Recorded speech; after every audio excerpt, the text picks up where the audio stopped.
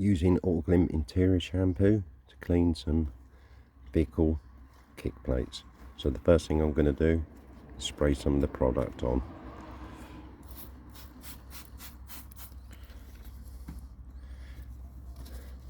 And then working it with a soft detailing brush.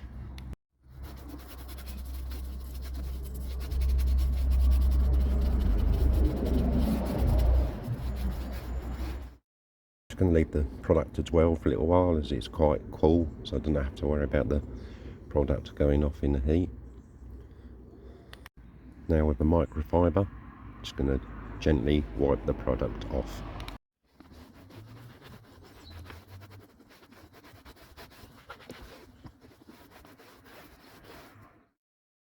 Just going to let the product dry and then I'll remove the tape to see the side-by-side comparison. Now the product's dry, I'm just going to remove the tape. Just let that dry off a moment. There we go, clear difference to left where the product's been used to the right side where the product hasn't been used. If you like this video, please do give it a thumbs up. Please do subscribe to the channel. Take a look around at the other uploads. I'll see you in the next one. Ta-da for now.